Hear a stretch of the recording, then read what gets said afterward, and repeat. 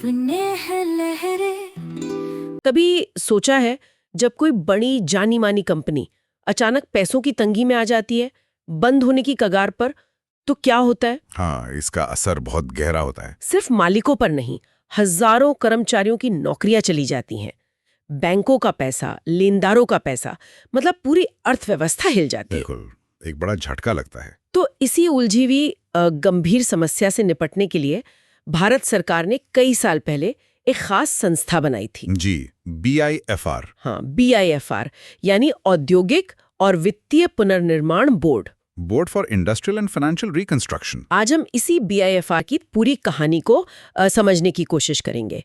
ये क्यों बना, कैसे काम करता था, कितनी सफलता मिली, किन मुश्किलों से जूझना पड़ा और आखिर में इसे बंद क्यों करना पड़ा। सही। हमारे पास इस विषय पर एक दस्तावेज है BIFR.PDF, जिसमें काफी तफसील से जानकारी दी गई है।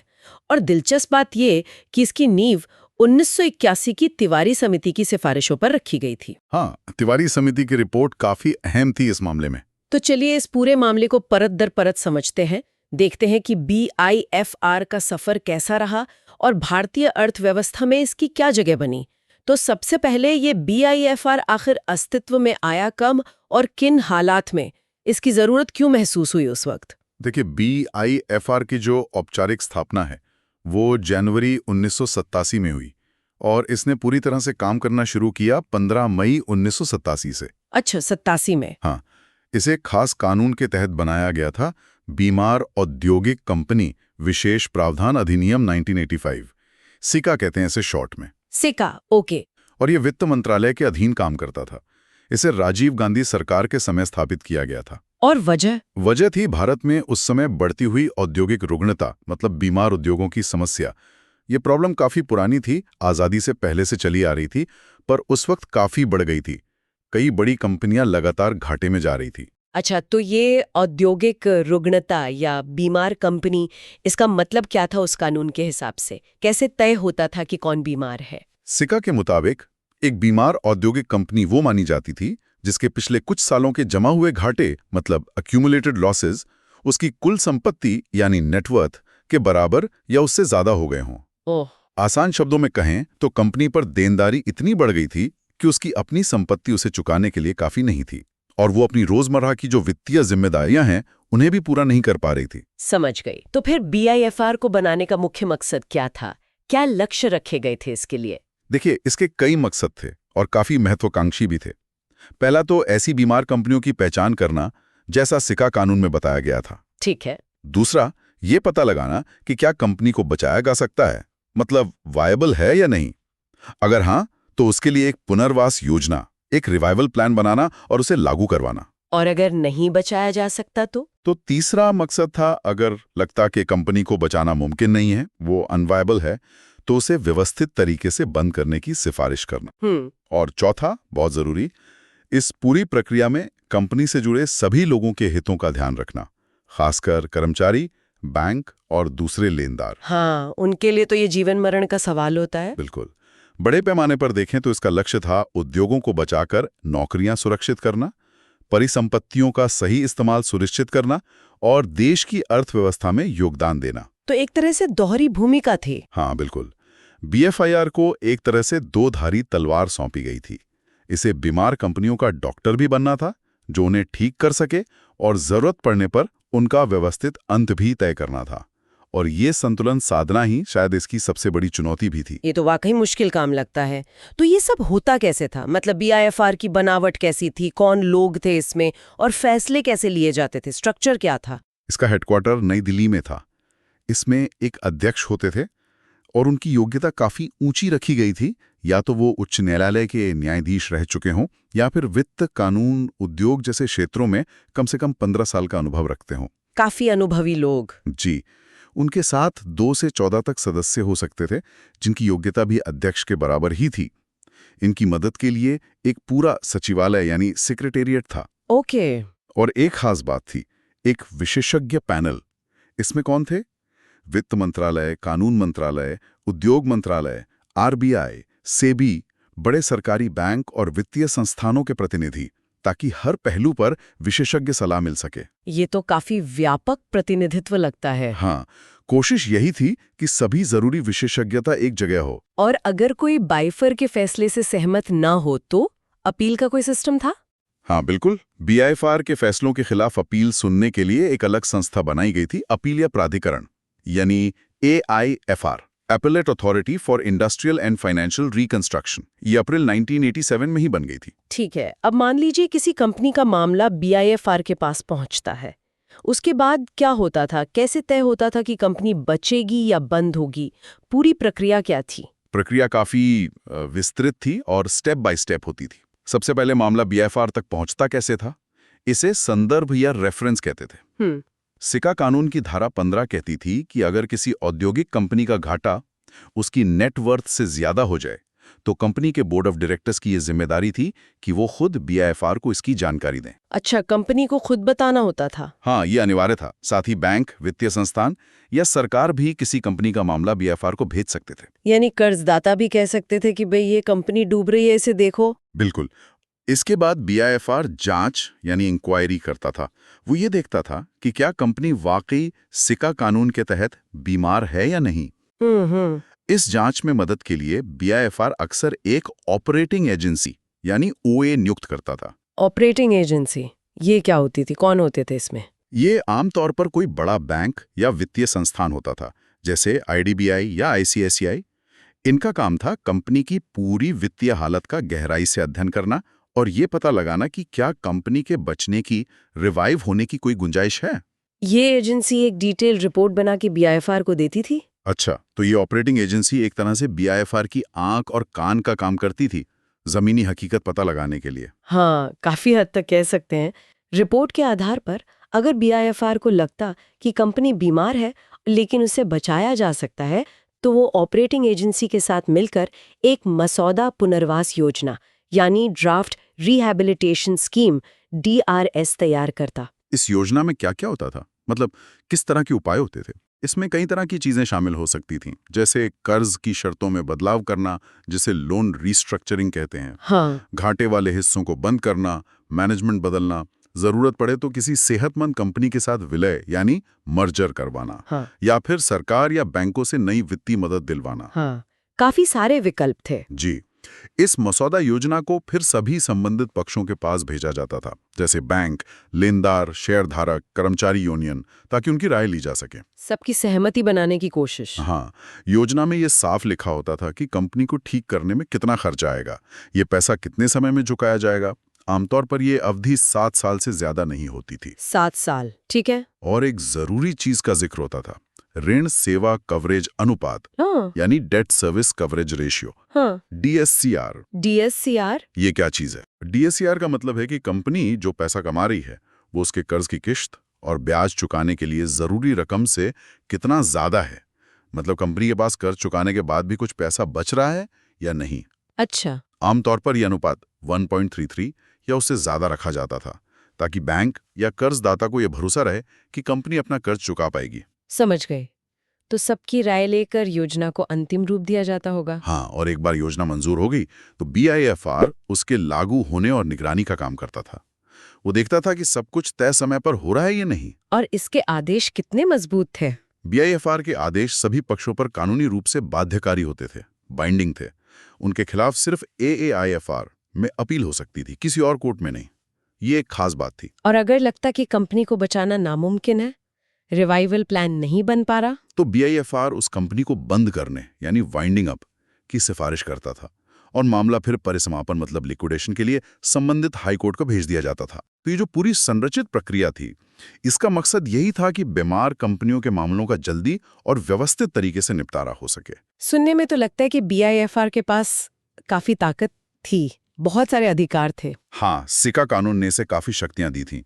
किसी कंपनी को बीमार घोषित करना, जरूरत पड़ने पर मैनेजमेंट बदल देना, वित्तीय और कामकाज के पुनर्गठन का आदेश देना, जिसमें कर्ज बदलना, संपत्ति बेचना, विलय सब शामिल था। राइट। ऑपरेटिंग एजेंसी नियुक्त करना, बाध्यकारी आदेश जारी करना और जैसा हमने कहा, ना बचने लायक कंपनियों को बंद करने की सिफारिश करना। इरादा तो यही था कि ये एक फास्ट ट्रैक संस्था बने। फास्ट ट्रैक मतलब कितना तेज? लक्ष्य रखा गया था कि 6 महीने के भीतर या तो रिवाइवल प्लान बन जाए या बंद करने की सिफारिश हो जाए। 6 महीने, ये तो काफी तेज लगता है। हाँ, इरादा तो यही था, इरादा तो नेक था, लेकिन असलियत में हुआ क्या, यहाँ बात दिलचस्प हो जाती है। चलिए नतीजों की बात करते हैं। क्या बाइफेयर वाकई कंपनियों को बचाने या बंद करवाने में इतनी तेजी ला पाया? क्या ये अपने उद्देश्यों में सफल रहा? देखिए, सफलता मिली जुली थी, जिसे अंग्रेजी में मिक्स बैग कहते हैं, वैसा ही कुछ था। अच्छा। कुछ आंकड़े देखते हैं। हमारे पास जो आंकड़े हैं वो सितंबर 2006 तक के हैं। उस समय तक बाइफेयर के पास कुल 6,991 मामले आए थे। करीब 7,000 मामले। ये तो बहुत ज्यादा है। इनका क्या हुआ? इनमें से करीब 1,707 मामले तो शुरू में ही खारिज कर दिए गए। हो सकता है वो सिका के दायरे में ना आते हों या कोई और तकनीकी कारण रहा हो। ठीक है। अब बचे हुए मामलों में से 760 कंपनियों के लिए रिवाइवल प्लान मंजूर किए गए। 760 बची? हाँ, वहीं 1303 कंपनियों को बंद करने की सिफारिश की गई। ओ, मतलब रिवाइव्ड से ज्यादा बंद हुई। जी, और एक अच्छी बात यह हुई कि 485 कंपनियां ऐसी थीं जो पहले बीमार घोषित हुईं, लेकिन बाद में उनकी हालत सुधर गई और उन्हें अब बीमार नहीं, यानी नो लॉन्गर सिक घोषित किया गया। उनका नेटवर्थ पॉजिटिव हो गया था। वाह, ये तो अच्छी खबर है। 485 खुद ही ठीक हो गईं, तो मोटे तौर पर 760 बचाई गईं और 485 ठीक हुईं और 1300 से ज्यादा बंद हुईं। हाँ, ये मोटे तौर पर तस्वीर थी। सरकारी कंपनियों का क्या हिसाब रहा?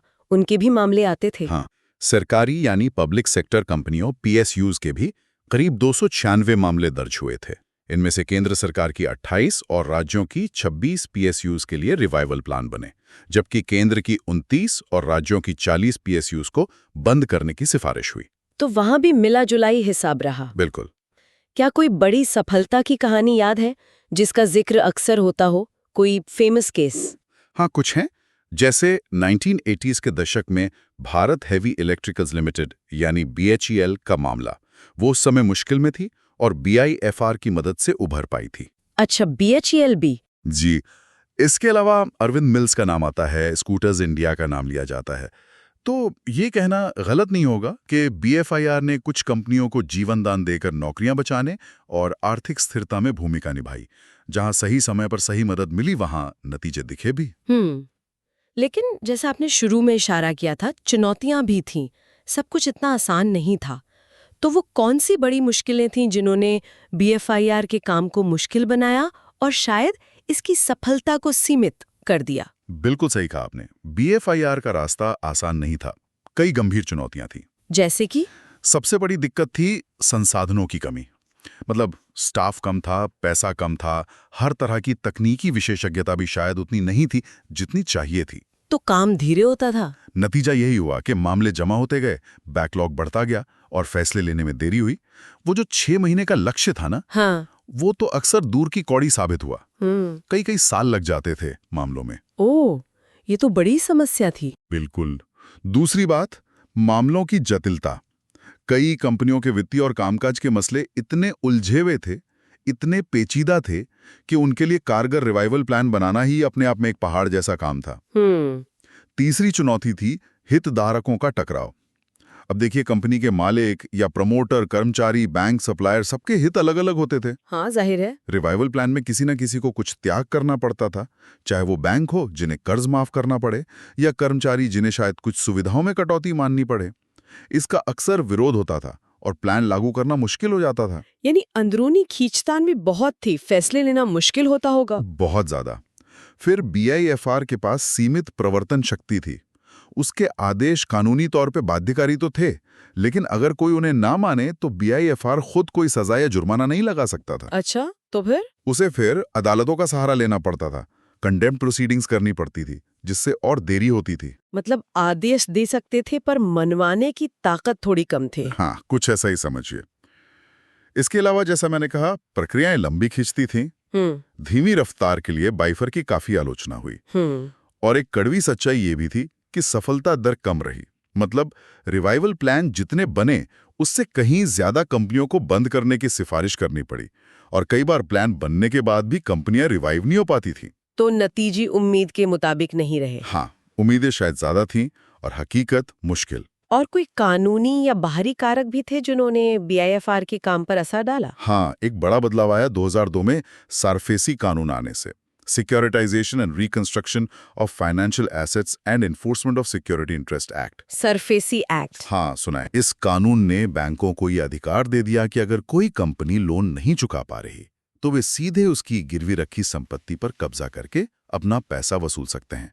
उन्हें बीआईएफआर के पास जाने की जरूरत नहीं रही, खासकर सिक्योर्ड लोन के मामलों में। ओह, तो इससे बीएफआर की भूमिका कम हो गई? काफी कम हो गई, क्योंकि बैंक अब कर्ज वसूली के लिए बीआईएफआर के लंबे रास्ते के बजाय सरफासी का तेज रास्ता अपनाने लगे।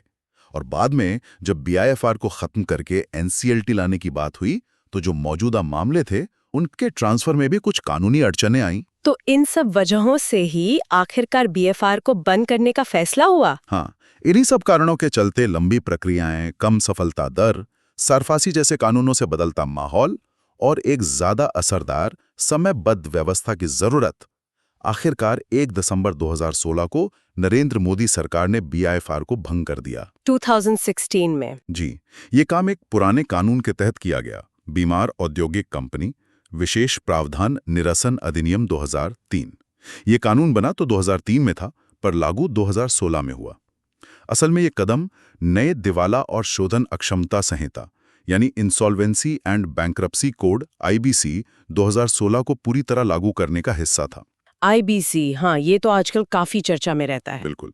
आईबीसी ने दिवालियापन और पुनर्गठन के लिए एक बिल्कुल नया, ज्यादा मजबूत और सबसे जरूरी टाइम बाउंड ढांचा पेश किया। तो बीआईएफआर के सारे मामले कहाँ गए जो चल रहे थे? वो सब राष्ट्रीय कंपनी कानून न्यायाधिकरण यानी एनसीएलटी और राष्ट्रीय कंपनी कानून अपीलीय न्यायाधिकरण यानी एनसीएलएटी को ट्रांसफर कर दिए गए, जो आईबीसी के तहत काम करते हैं। एनसीएलटी और एनसीएलएटी? हाँ, आईबीसी का दायरा भी बड़ा है। ये सिर्फ औद्योगिक कंपनियों तक सीमित नहीं है और इसमें लेनदारों यानी क्रेडिटर्स की भूमिका ज्यादा महत्वपूर्ण है। बीआईएफआर की तुलना में इसे ज्यादा कारगर माना जा रहा है। तो अगर हम पीछे मुड़कर देखें, इस पूरी कहानी का सार निकालें, तो बीआईएफआर की विरासत क्या है? भारतीय अर्थव्यवस्था पर इसका कुल मिलाकर क्या असर रहा? आप क्या कहेंगे? देखिए, बीआईएफआर ने लगभग 30 साल तक भारत में औद्योगिक रुग्णता जैसी एक बहुत बड़ी और जटिल समस्या से निपटने की कोशिश की। ये अपने आप में एक महत्वपूर्ण भूमिका थी, इसमें कोई शक नहीं। इसने एक मंच प्रदान किया जहां बीमार कंपनी, उसके लेनदार, कर्मचारी, सरकार सब एक साथ आकर समाधान ढूंढने की कोशिश कर सकते थे। इसने कुछ कंपनियों को सफलतापूर्वक बचाया भी है, जैसा हमने देखा। हाँ। लेकिन इसकी अपनी सीमाएं थीं। धीमी रफ्तार, संसाधनों की कमी, शायद बदलते वक्त के साथ पूरी तरह कदम न मिला पाना। इसकी प्रभावशीलता संरचनात्मक और परिचालन सीमाओं से बाधित थी। तो एक तरह से ये अपने समय की जरूरत था, पर वक्त के साथ अप्रासंगिक हो गया। हाँ, कह सकते हैं। इसकी विरासत शायद इस बात में है कि ये भारत में कॉर्पोरेट पुनर्गठन और दिवालियापन कानूनों के विकास का एक अहम पड़ाव था। इसने ये दिखाया कि बीमार उद्योगों से निपटने के लिए एक विशेष व्यवस्था की जरूरत है, भले ही वो खुद पूरी तरह सफल ना हो पाई हो। और शायद इसकी कमियों से सीखकर ही आईबीसी जैसा कानून बना। बिल्कुल, बीआईएफआर के अनुभव और उसकी कमियों से सीखकर ही आईबीसी जैसा ज्यादा आधुनिक और उम्मीद है कि ज्यादा कारगर कानून बनाया गया। तो कह सकते हैं कि बीआईएफआर अपने समय में एक महत्वपूर्ण संस्था थी, लेकिन अर्थव्यवस्था के बदलने के साथ एक बेहतर व्यवस्था ने उसकी जगह ले ली। इसने पुनरुद्धार और समापन के बीच संतुलन बनाने की कोशिश की, हितधारकों की रक्षा करते हुए। तो ये थी बीआईएफआर की कहानी, एक संस्था जो बीमार उद्योगों को संभालने के मिशन के साथ बनाई गई थी, जिसने कुछ सफलताएं देखी, गंभीर चुनौतियों का सामना किया और अंततः एक नई, अधिक आधुनिक प्रणाली द्वारा प्रतिस्थापित की गई। यहाँ एक बात और जोड़ने लायक है जो मुझे लगता है महत्वपूर्ण है और स्रोत दस्तावेज से भी निकलती है। बताइए। जब बीआईएफआर को खत्म करने वाला कानून यानी रिपील एक्ट 2003 को लागू किया गया 2016 में, तो उसमें ये साफ तौर पर नहीं बताया गया कि वो रिवाइवल योजनाएं जो सिका के तहत मंजूर तो हो चुकी थी, पर बीआईएफआर के बंद होने तक पूरी तरह लागू नहीं हुई थी, उनका क्या होगा। अच्छा, मतलब जो प्लान आधे अधूरे थे। हाँ, जिनका कार्यान्वयन चल रहा था, उनका प्रशासन कौन देखेगा? एनसीएलटी देखेगा या कोई और? इस पर स्पष्टता की कमी थी। तो ये सोचने वाली बात है कि उन अधूरी योजनाओं और उनसे जुड़े लोग, जैसे कर्मचारी जिन्हें शायद वेतन मिलना बाकी था, या छोटे सप्लायर्स जिनका पैसा फंसा था, उनका आखिर क्या हुआ होगा। ये तो वाकई एक अहम सवाल है। हाँ, ये एक अनसुलझा पहलू रह गया लगता है, जिस पर शायद और खोजबीन की जा सकती है। बिल्कुल। ये वाकई सोचने के लिए एक नुक्ता है कि बदलाव की इस बड़ी प्रक्रिया में कहीं कुछ लोग, कुछ मामले पीछे तो नहीं छूट गए। इस गहरी और जानकारी भरी चर्चा के लिए बहुत-बहुत धन्यवाद। धन्यवाद।